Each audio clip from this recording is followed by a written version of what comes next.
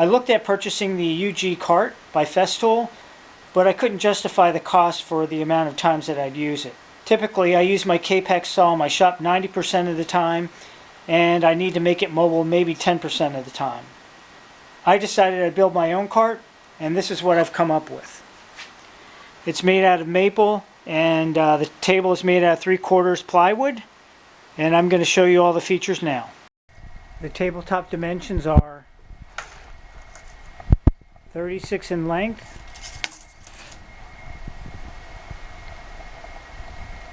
18 3/4 front to back, and 28 1/4 high. The saw's cutting surface is within 1/8 of an inch of an MFT. I've got these little pads here. There's one I call it a foot block. There's one there and one at the other end. Those are for when you move this table to stand it vertically, so it has a smaller footprint. That keeps it straight up and down and it doesn't tip over. These blocks here, there's one on each side on the wheels, and this is a 10-degree angle, which matches the 10-degree down here. I would suggest maybe making that a 12-degree angle so you have the legs sticking out a little further.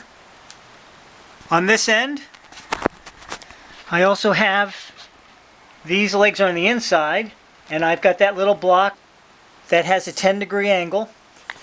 On my handle, I'm currently using a PVC pipe just to see how that works out. If this doesn't work, I will just unbolt it here, and this whole plate will come out, and I'll make a new piece with a maple or oak dowel.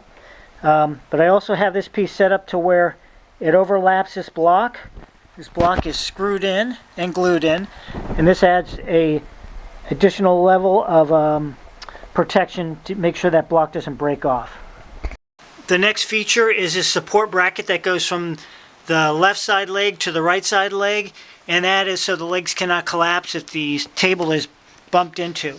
All these little brackets, left side and right side, front and back, are beveled. So when I put this piece in, it's easy for it to find its way into that slot. And they're on both sides. When I designed this handle, I made sure it was wide enough to where when this is on the floor, when I grab the handle, I'm not scraping my knuckles on the ground. The floor will be here, and that space gives me plenty of clearance to the ground. I've moved the foot that was located here to this position. That gives me the ability to crank down this front left securing knob and be able to move this in and out. And also, when I'm transporting it, it gives me the ability to move the miter gauge into the 50-degree range. The purpose of this wood strip here is to register the Kapex saw left to right. This is going to be the wheel side. So I butt it up against here, and then I only have to locate the screw hole front to back. So I use all 4 screw holes. Okay. Start on this side, lift up, swing the leg down.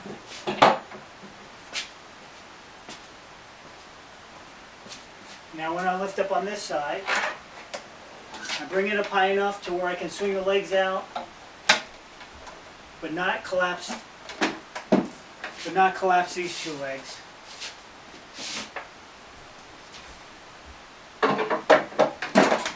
And there you go.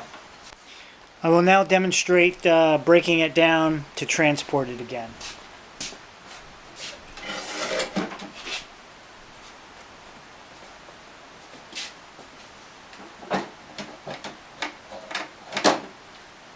Changing the angle to 12 degrees for the legs, these 2 legs and these 2 legs, will add additional safety when you break it down or set it up.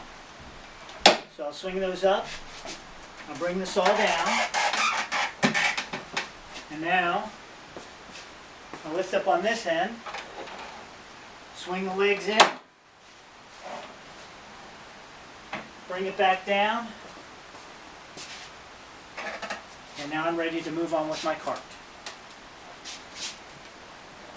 Now I want to discuss some of the design features. As I mentioned, these are screwed in. There's a 10-degree angle on this side for the leg to hit. And again, you can see how it's overlapped by this piece here, so that helps protect it from, if it were to break in any fracture, this will help slow down the failure.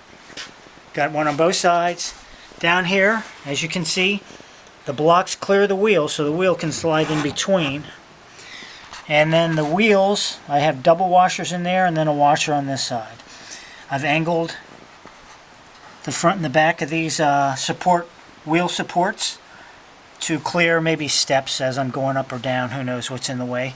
And then the other feature is, in order to keep the legs up and out of the way, I have these magnets that hold the outside leg in, right? Pull that out. And now I've got magnets here that hold the other leg in. So when you're moving it around, these legs don't fall down and drag on the ground or obstruct your movement. And as you can see, the inside legs, and then you've got the outside legs, and they go in opposite directions. That's it.